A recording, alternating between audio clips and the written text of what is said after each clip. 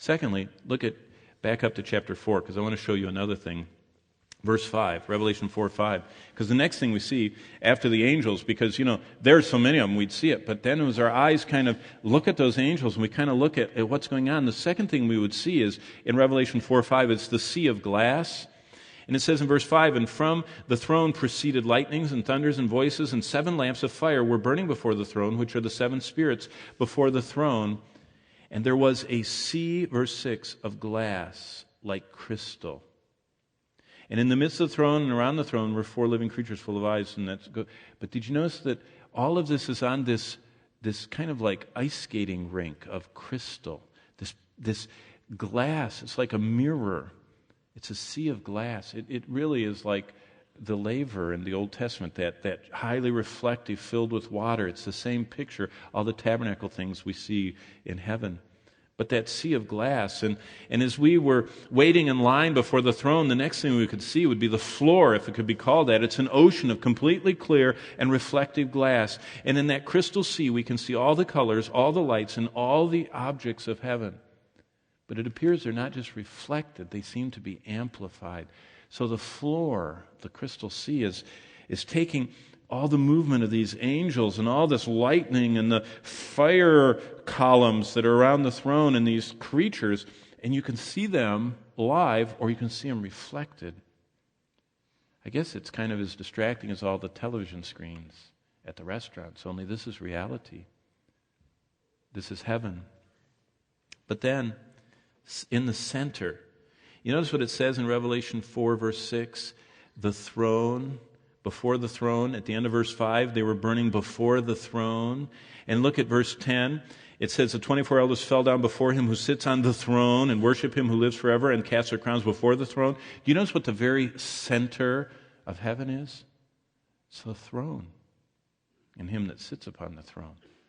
But it's the fact that God rules in his authority and power. There's an interesting description of this in Daniel 7, if you want to back up there. Daniel's the largest of the minor prophets. And it says in Daniel, Hosea, Joel, Amos, just back up to the 13th book before Matthew, and you'll be there. But Daniel chapter 7, Daniel describes, I'm in Ezekiel, Daniel chapter 7, and look at verse 9. Because Daniel describes the throne in a way that John doesn't. And it says in verse 9, I watched till thrones were put in place, and the Ancient of Days was seated. His garment was as white as snow. This is exactly the picture we have in Revelation 1 of Christ, with white garments of snow. The hair of his head was like pure wool, again, pure white. But Daniel adds this detail. His throne was a fiery flame. It's on fire. It's burning. We don't see the material. We see that it's like completely on fire. It's completely burning. It's kind of like the sun. It's just on fire. It has fire coming from within. And its wheels, a burning fire. And then it says, continuing in Daniel 7, a fiery stream issued and came forth from before him. And thousands ministered to him, and 10,000 times 10,000 stood before him. You see, it's the very same scene. Hundreds of millions of angels.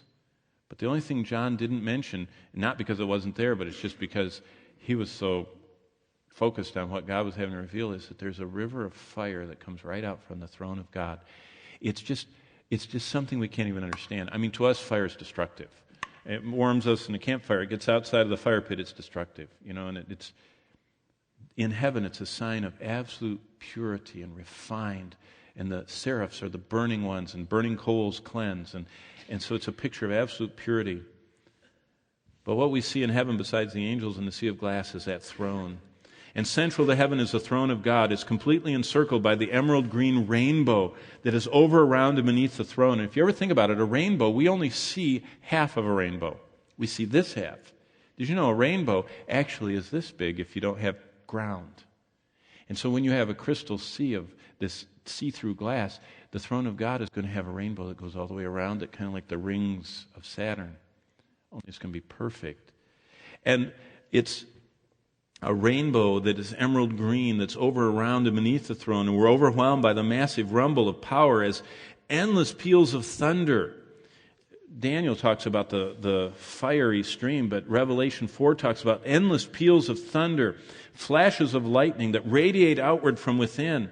And listening carefully, Revelation records that we will hear a loud voice like a roaring waterfall of worship and praise as these creatures and as us who are redeemed say that God is worthy of our praise